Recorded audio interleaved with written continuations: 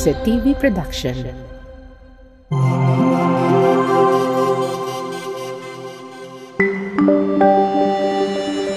Your only island TV channel.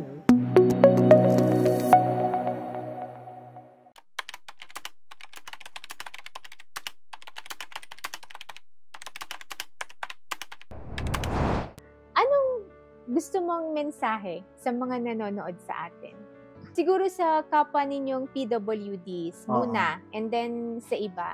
Ko lang para sa mga PWDs natin. Kung nandyan lang kayo sa bahay, or ibang go out on your shell. Siyempre naniwala ako, ang PWDs, mayroon yang mga kakayahan. Mayroon correct. Sila, kahit in a little way. To the parents, kung meron kayong mga anak na ganyan, huwag ninyong sabihin na, ay, dito na lang siya sa bahay. Just, na-experience ko. Hindi naman minamaltrato ako. Pero, kailangan naman, ipakita yung talent nila or madiscover ninyo yung yung talent ng isang PWD. Siguro, I'm happy that you mentioned yung parents. Kasi siguro ang unang instinct ng parent ay protektahan yung anak na minsan sumusobra. Ayaw mo nang ilabas kasi natatakot kang may mangyari, di ba? So yung advice mo is ganon. Yung ganon. Hindi naman sa payaan mo na lang siya. Pero i-expose mo. Always i-guide, ganon. And then you need to discover ano talaga ang intindihin kung ano ang kanyang talent o ano ba ang ano ang pwede niyang contribution to the community. That is the most important Correct. Contribution to the community.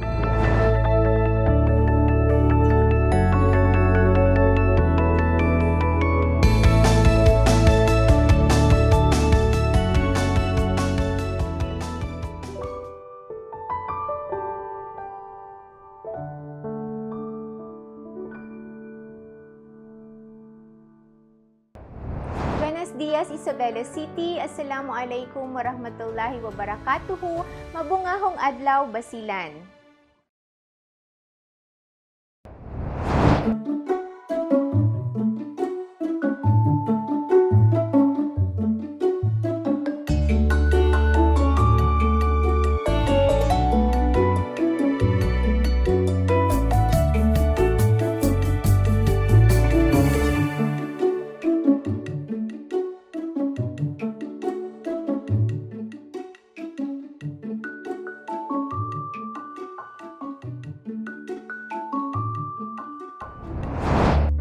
Hindi madali pagsabayin ang pagiging isang asawa, ama, naghahanda sa board exam, at namamasada sa araw-araw na likha ng may kapal. Hindi alintana ang pagod at hirap na dulot nito, ngunit dahil para sa ikabubuti ng pamilya, lahat gagawin ng isang haligi ng tahanan. Mga tanong na di halos masagot ng mga nasa paligid nila. Ngunit isang kapupulutan ito ng inspirasyon, kaya't ating tunghayan ang munting kwento ng buhay nila.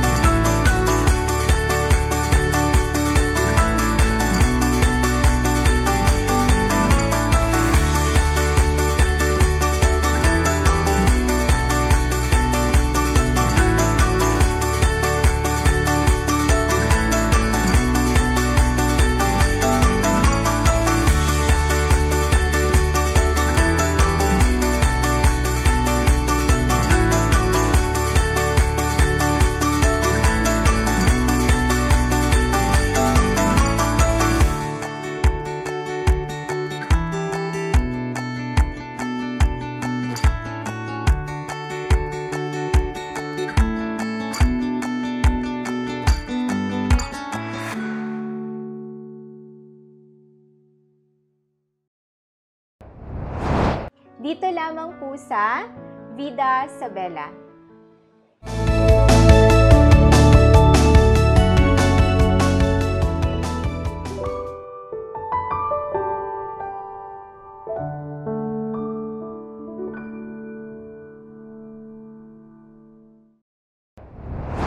Ayan, kasama po natin sa araw na ito si Sir Edmar. Hello, sir. Hello po, ma'am. Huwag po kayong kabahan. Kwentuhan lang ho tayo, no? Salamat ho at pinaunlakan ninyo ang aming imbitasyon na makasama ngayong araw. Isa rin pong karangalan na makaharap po kayo at maimbitahan po dito. Oo. Naghahanap po kasi tayo ng kwento na pwedeng maging inspirasyon ng mga kababayan natin dito sa Isabela. At yung kwento nyo ho ang napili ng ating mga staff, no, na nagre-research. Matanong ko lang, Sir Edmar, ilang taon na ho kayo? 40 na po ako. Sakto. 40, kaka-birthday nyo lang. Ay, hindi pa po. Mag-40 po ako ngayong October. Ngayong October, Opo. ay ayan, advance happy birthday, no? Thank you po. Tapos, base ho sa research namin, namamasada ho kayo ng tricycle. Opo, ma'am. O, ilang taon na kayo namamasada? Siguro po, more or less 17 or 18 years na po. Nag-tricycle. So, oo, mahina ako sa math. Ilang taon kayo nung nag-start kayo? 2005, siguro po mga 22, 23 po ako noon. Ang bata. Oo. Paano ho kayo nag-start? Siguro dahil... Nag-aaral kayo noon or... Opo, siguro nag-start ako kasi kailangan naman kasi at the age of 22 may baby na ako. Maagang nagkaroon ng baby ako, nakapag-asawa. At the age of 22 may baby na ako, so kailangan ko nang huminto ng pag-aaral. Although graduating na ako noon, kailangan ko huminto maghanap buhay para sa baby. Anong course nyo that time? B.Ed pa rin po, elementary education. Elementary education. Saan kayo nag-aaral Sa noon? Claret College po. Si Mrs. saan nyo nahanap? Parehas po kaming nagbabantay ng mga pamangkin namin sa isang private school. Doon po kami nagkita. Ang cute! Oo, may binabantayan kayo. Opo, mga pamangkin namin. Oo. So, yun. And then, so nahinto ka sa pag-aaral kahit graduating ka na that Opo, time. nasa 4th year po yata ako noon. Sa 4th year. Talagang hirap pagsabayin. Opo. Yung time na yun kasi, pinapaaral lang din po ako ng mga relatives. And then, tsaka alam ko pag education ang course mo, hindi lang yan simpleng pasok sa school sa classroom, Opo, no? Maraming maraming gagawin, reportings. Oo. Tapos nagti-teach. Anong tawag doon? Parang nagpa-practicum din kayo. So paano kayo napunta sa pamamasada? Saan nyo? Nanghiram ba kayo ng tricycle? Or Nung una po, pa-extra lang. Kahit natatandaan ko, hindi naman po siguro ako huhulihin ngayon. Kasi wala akong lisensya noon. Oo, wala namang retroactive na. Sige. Kahit wala pa akong lisensya noon, nag-extra ako sa mga kakilala, mga pinsan din na nagda-drive. Nag-extra hanggang sa nakakita po akong ma-permanente na po na ako na po yung maglalabas kasi wala po kaming tricycle noon nagre-rent lang na ano po yung tawag doon, nagba-boundary lang din po. Sorry, pag sinabi mong nagba-boundary, meron ka bang parang fixed na amount na ibibigay dun sa may-ari ng tricycle or parang porsyento? Kung magkano yung kinita mo, may porsyento kang ibibigay? Sa pagbaboundary po, sa pagbaboundary, limbawa, may fix po na amount. Yung tricycle nila may amount po na for a number of hours? Opo, merong, depende po sa may-ari. Pag minsan mabait yung may-ari, hanggang 7 or 8. Pag medyo strict naman po yung may-ari, hanggang 5, 6 lang. Uwian pa ng mga tao ng 5 o'clock. Marami pang pasahero, no? Marami pa po. Tapos, so may fix na yun kung magkano ibibigay mo? nung panahong yon, nung mga 2005 yata, mga nasa 120 pa po yung yung boundary. Ngayon po yata nasa 200 na yung gano'n. Per day. Opo, per day po. Oo. So, nasa sayo na, halimbawa, na-reach mo na yung 200 na yun. Nasa sayo na kung ilang beses ka pang bibiyahe para yung sayo naman, yung iuuwi mo naman, di ba? Yun yung... Opo, kasi yung unang... sa lahat po ng mga driver na nagka-tricy, ang unang-unang hinahanap po namin yan, yung pang-boundary or pang-gasolina. Yung pang-gasolina or pang-boundary. Yung pang-gasolina ba, labas pa yun sa pang-boundary?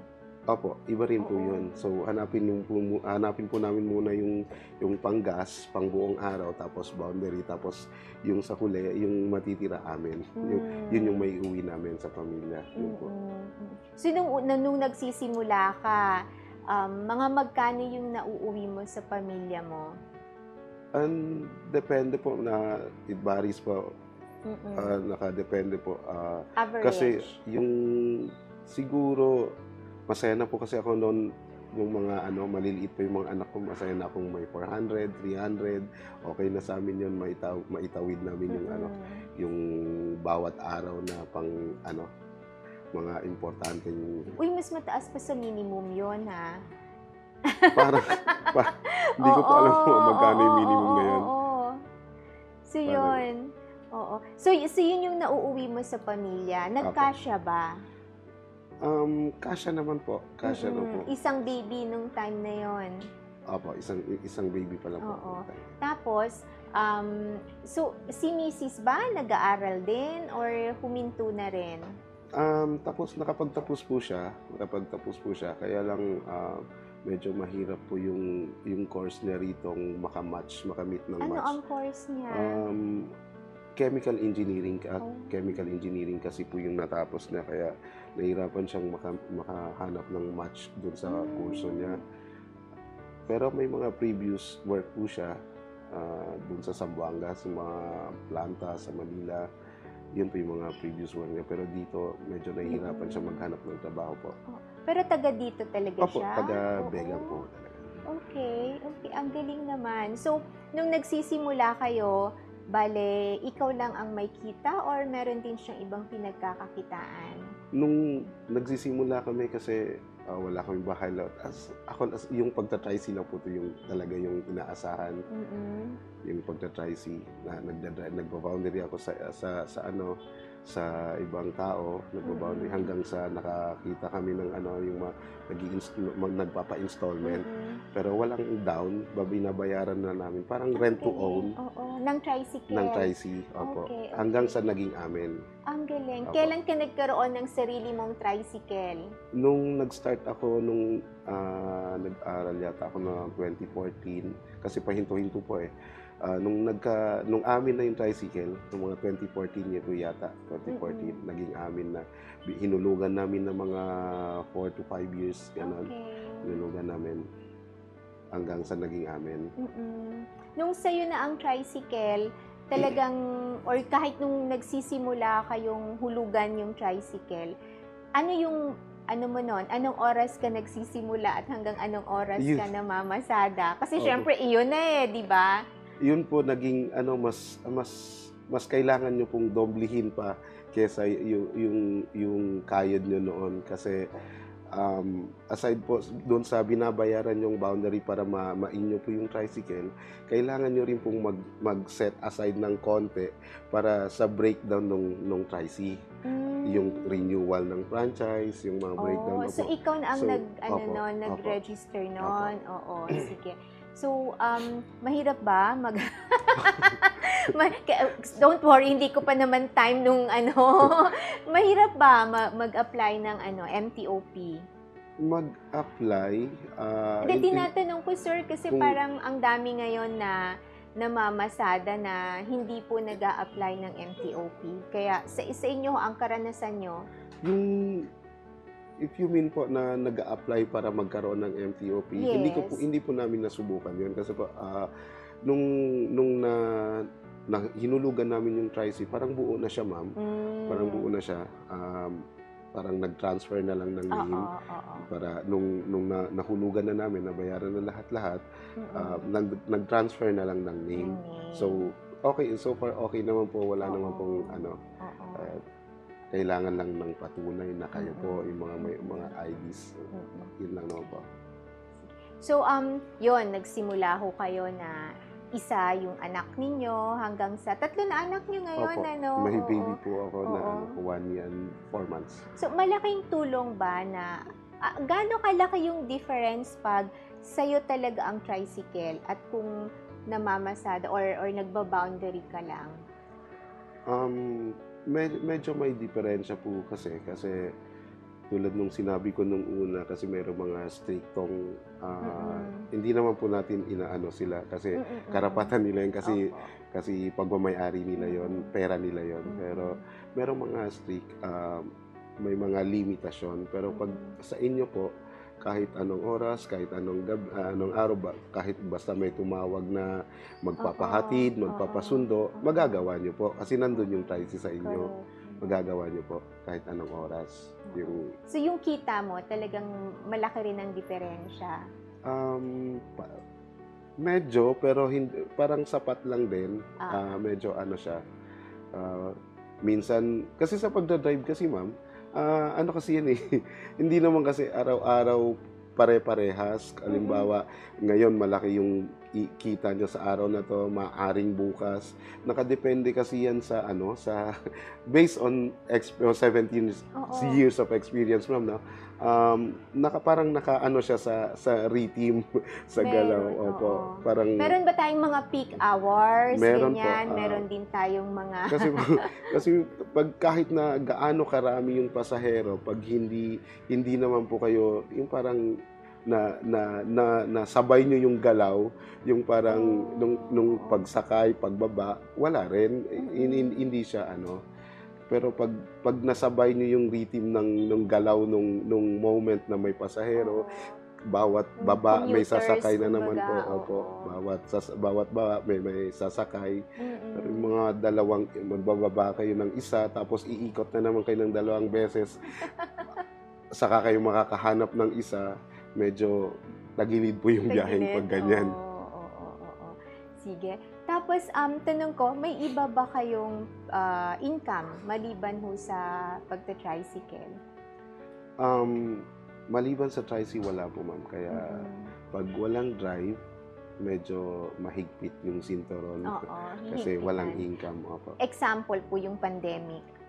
Nung pandemic, medyo limited. Pero nung kasi pinapabiyahe naman kami, yun nga lang, wala ring pasahero.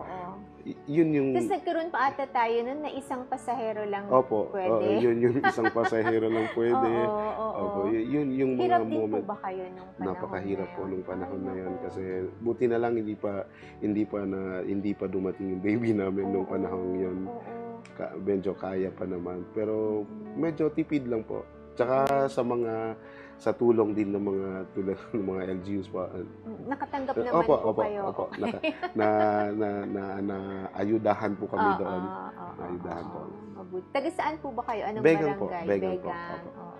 Uy, napansin ho ninyo yung solar street lights Opo, thank you po.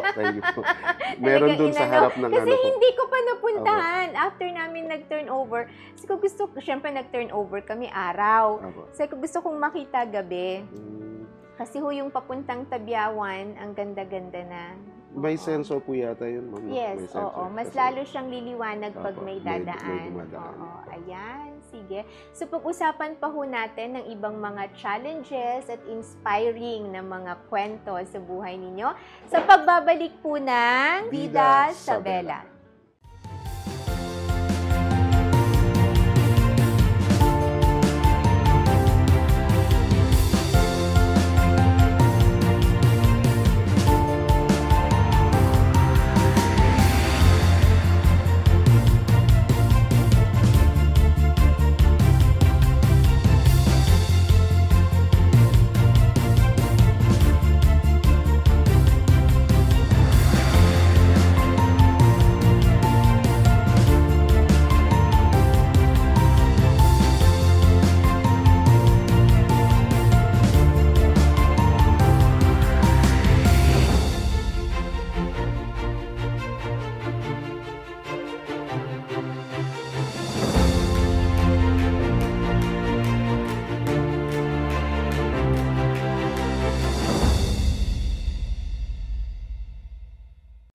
si Lyra, isang high school graduate at incoming senior high school student. At dito magsisimula ang aking pangarap. Anak, wala tayong pangmatrikula. Pero Papa, worry no more. So Corban, no enrollment fees required. Free tuition, free school uniform, free school supplies, and free tested training. Our spiritual growth, borderless teamwork, honesty and trustworthiness, optimism, nurturing and caring culture, innovation and competence will take you further. We offer senior high school academic tracks, accountancy, business and management, humanities and social sciences. We also offer TVL tracks, information communication technology, and home economics. Corban Institute of Technology Training and Assessment Center Incorporated. Enroll now. May skin problems ka ba o gusto mo bang pumayat? Gusto mo bang kumita? May solusyon dyan mga sis. Tara na sa MCQ Beauty Products, numero 1 beauty products distributor sa buong Basilan. Iba't ibang pampaganda, pampaputi, at pampasexing produkto ang nakabang para sa iyo. Presyong abot kaya ng bulsa at pwede ka pang kumita. Kahit ano pa ang hinihintay nyo, tara na sa MCQ Beauty Products dahil gaganda ka na, kikita ka pa. DG Prints, we print, you wear. We offer customized uniform, PE uniform, teacher's uniform, full sublimation, sports jersey, polo shirts, t-shirts. DG Prints, we print, you wear. We are located at San Rafael Barangay, Isabela City, Basilan. Call us at 0966-3259-481.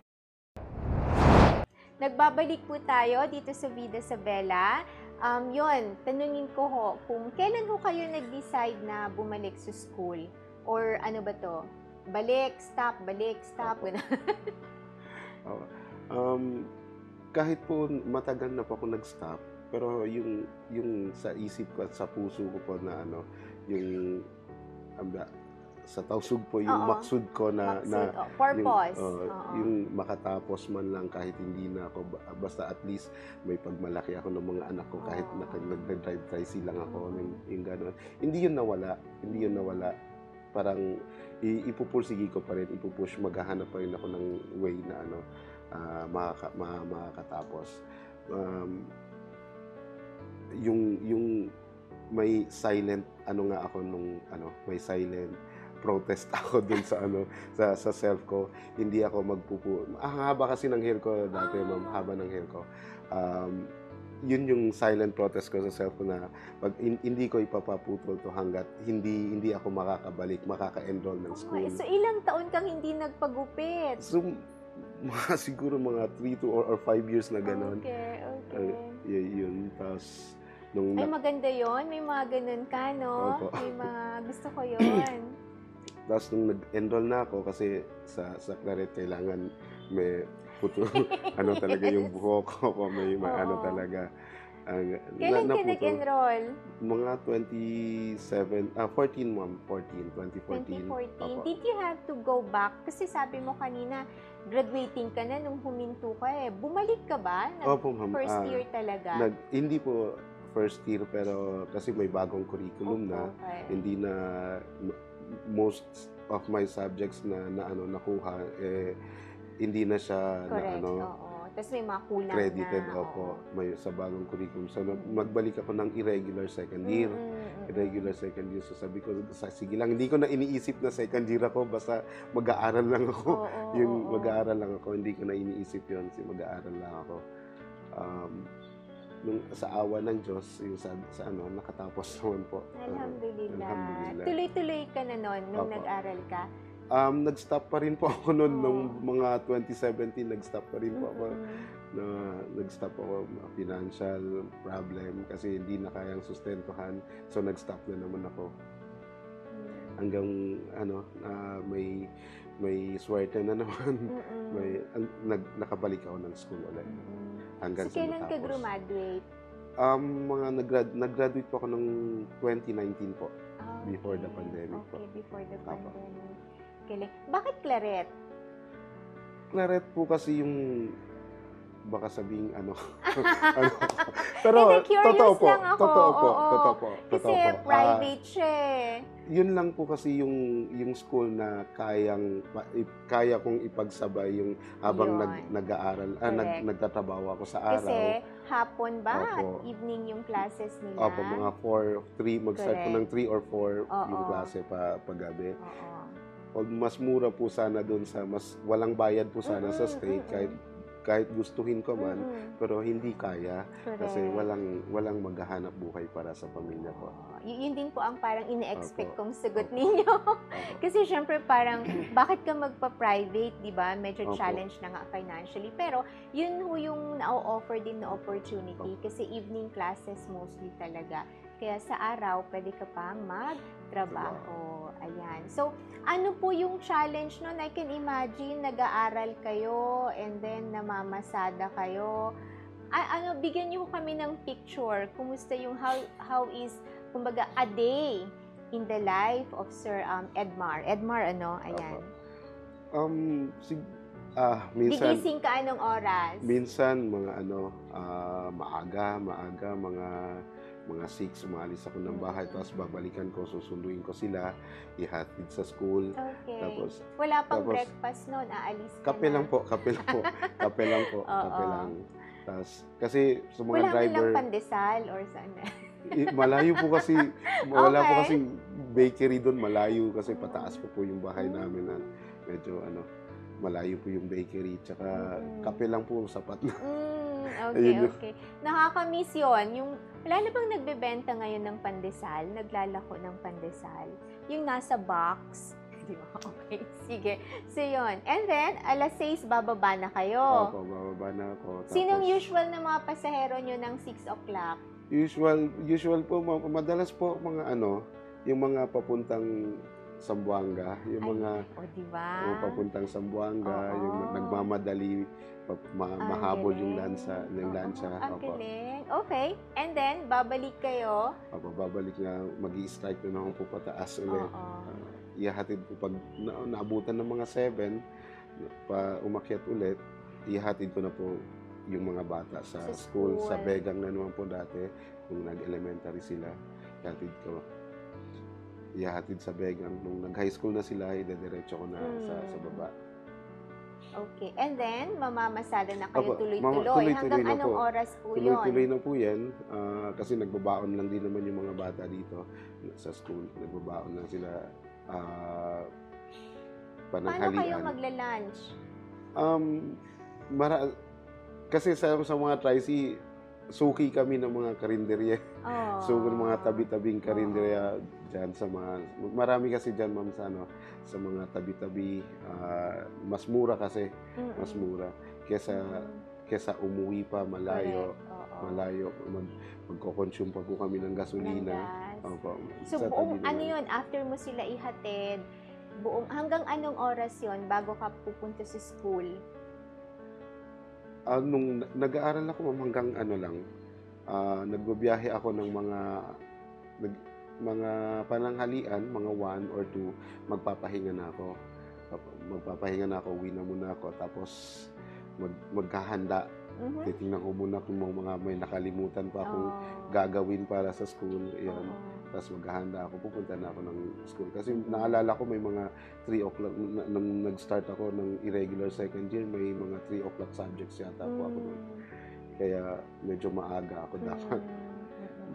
Ito si mga bata, kayo pa magsusundo sa kanila. Opo. Na laging timing na mga 4 or 5, medyo parang vacant ako na ihahatid ko na muna sila. Tapos babalik na naman ako. Oo. O di ba parang mapapaisip ka, sino tayo para magreklamo? Ayan, ang galing-galing naman ho. And then, hanggang sa alhamdulillah, nakagraduate ho kayo. po. Anong feeling ng pamilya nung graduate? Masaya po sila. Masaya po. Nakagraduate ako, nakapagtapos. At hindi lang po yung pamilya ko, puti yung mga extended family ko na masaya rin po sila para sa akin, para sa amin. Oo. Para sa amin. Siyempre, proud na proud ang mga anak. Opo. Oo. nakita ko ho dun sa profile ninyo na yung mga anak ninyo ay mga consistent. Andito po sila. Hi!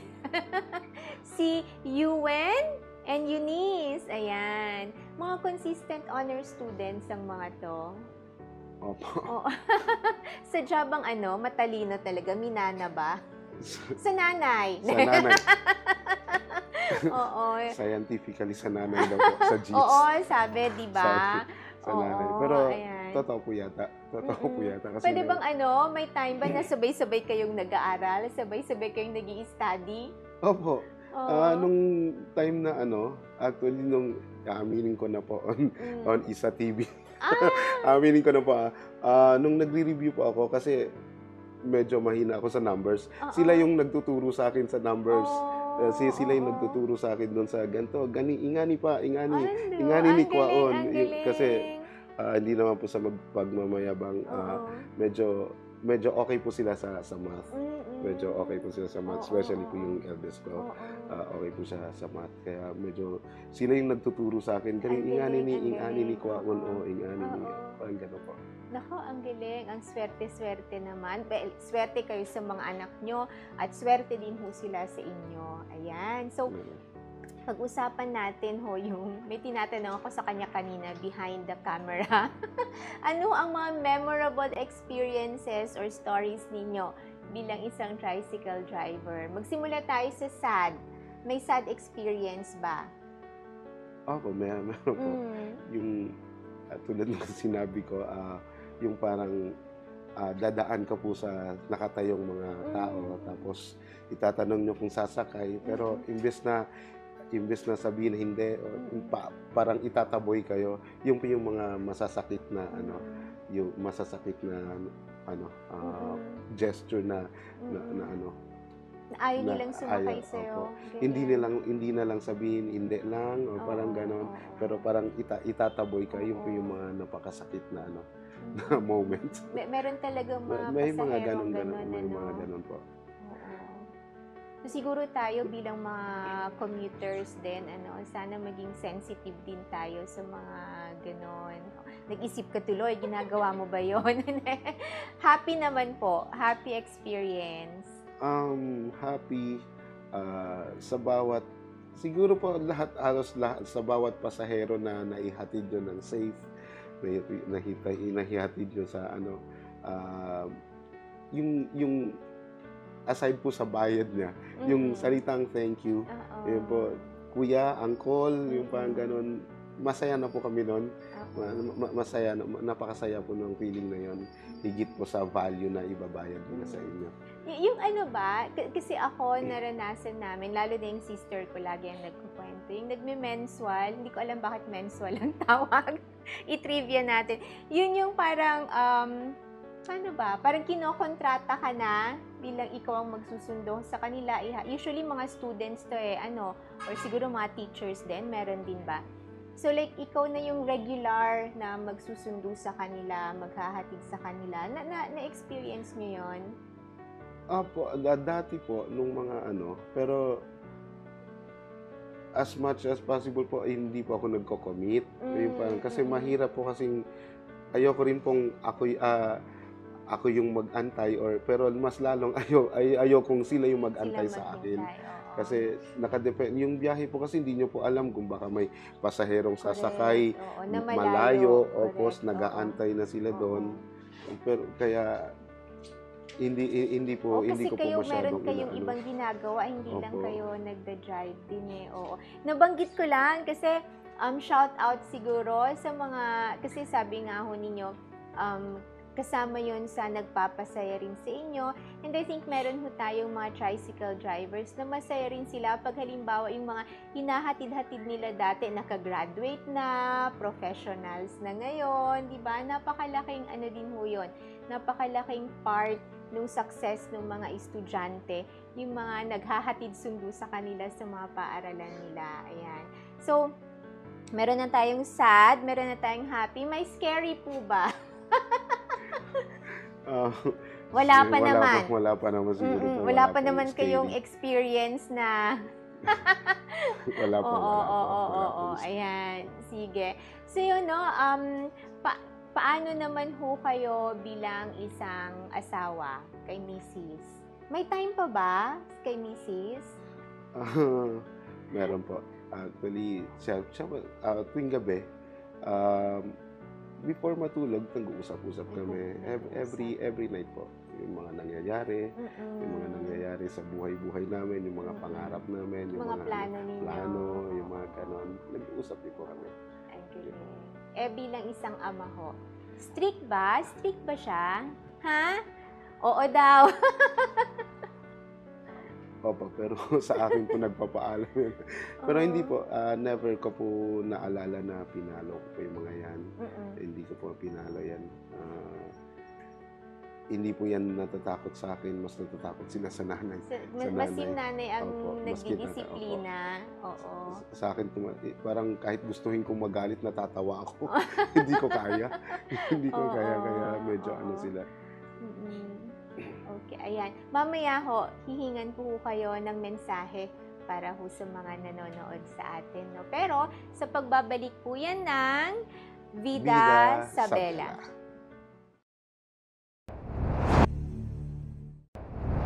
Ayan, nagbabalik po tayo dito. And of course, napag-alaman ko ngayon lang na nakapasa na si Sir sa board exam. Ayan. Kailan po kayo nag-take? Nag-take po ako ng October or September po ba yata yun. Pero lumabas po yung result ng October 2022 po. Last year, oo. Paano ka nag-prepare para sa board exam? Wala naman pong much preparation kasi yung routine ng isang tricycle driver, ganun pa rin po. Ganun pa rin. Yung spare time ko siguro sa social media na lang, yung mga videos. Yun lang po yung... Hindi kayo nag-review po. Review talaga. Gustuhin ko man po, pero mahirap po hanapin yung 8 to 10 so, nag-self-review kayo? Opo, sa bahay lang po talaga. Ang galing naman. Yung pag-uwi galing pamamasada. Doon lang po yung time. Naniniwala ba kayo, Sir Edmar, na when you take the board exam, parang a certain % na lang yan ang review. What matters is kung ano talaga yung natutunan ninyo nung nag-aaral kayo. Ako, yung mga stock knowledge na po. So parang feeling ko talagang naging seryoso kayo nung nag-aaral kayo. Oo. And then for you to pass after, di ba, a self-review, that's really something. Ayan. So, ganun, nag-allot po ba talaga kayo ng number of hours per day para mag-review kayo? Hindi po kasi minsan kasi pagod na, wala ng oras, matutulog na lang, magpapahinga na lang po. Papahinga. Minsan naman po, pag nagigising ng maaga, ng mga 3, magbabasa ng kaunti. Tsaka, I'd like to take this opportunity po. Thank you po dun sa mga yung mga nagbibigay ng pointers, ng tips on how to pass the exam. Nag-aabot po ng mga pinag-reviewan nila. Sino po ito? Mga kaklase? Opo, mga kamag-anak? Opo, mga kaklase po na nakapasa na una. Oo. Iba din yung may support system ka, no? Talagang, napaka, nun. So, ayun, ngayon ho na nakapasa na ho kayo, ano ang plano ninyo? Makain po sana sa Nag-apply na po ba kayo? Opo, nag-apply na po ako. Nasa ranking na po yata ako. I believe, nasa ranking na po ako. Pero wala daw po yatang vacant item dun sa elementary. Kaya gusto niyo po ba Isabela lang? Opo, kung may pagkakataon po. Isabela. Sa Begang ba? Wala ba? Elementary yan, no? Elementary. Ayan. Hello po sa DepEd. Ayan. All the best po sa inyong application. Oo. Thank you. So, siguro, ngayon, kung pwede ho, hingi ho kami ng mensahe sa inyo doon ho sa mga taga-Isabela, mga kababayan natin na who find themselves also in the same or similar situation. Siguro po mangarap po. Dapat may pangarap po kayo. Kasi at magpahaba ng buhok. Mangarap po. isama nyo po yung pamilya nyo sa pangarap nyo na gusto nyong makamit. Kasi hindi po sapat yung masipag, matalino lang kayo kung wala kayong pangarap. Kasi kahit na gaano kayo kasipag, gaano kayo katalino, kapag wala kayong pangarap, hindi po ninyo alam kung saan kayo pupunta. Yun na po. Tapos, yung kwento po ninyo na hindi talaga binitawan yung pangarap, no? Kahit ilang taon na ang nagdaan, andyan pa rin talaga. Tapos, ang ganda no, nung meron kang symbol, meron kang pinanghahawakan hanggat hindi ko maabot to. Hindi ako magpapagupit. Ayan, di ba? So, magandang meron kang constant reminder of the dream that you wanted to achieve. So, thank you so much, Sir Edmar. No? Napakaganda ho ng kwento ninyo. Oo, na ang daming pinagdaanan, pero hindi ho talaga bumitaw, no, sa pangarap para sa sarili at para sa pamilya. Maraming salamat po, Sir. Assalamualaikum.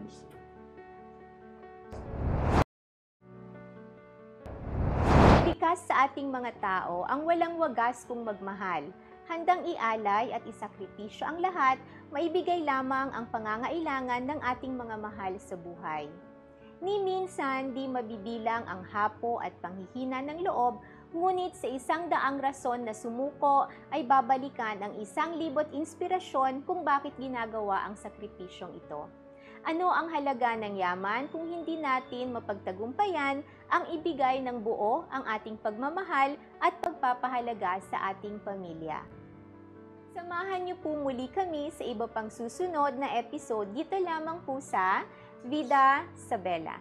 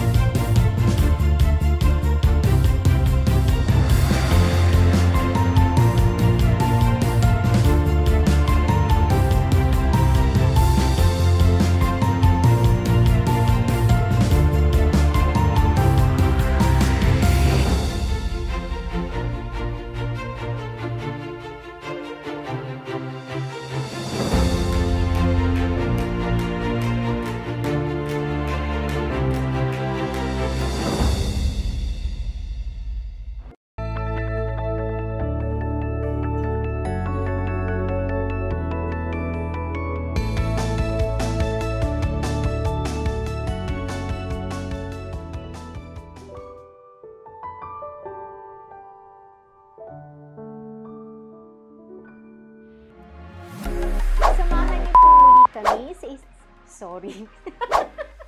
Okay. 3, 2, 1. Hindi madali pagsabayin ang pagiging isang asawa, ama, naghahanda sa board exam na mga bagay. Pagbabalik po ng Vida, dito tayo sa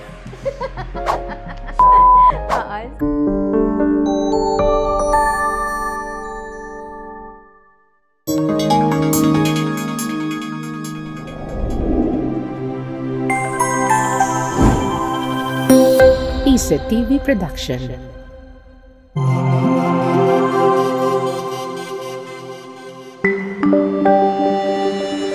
Your only island TV channel.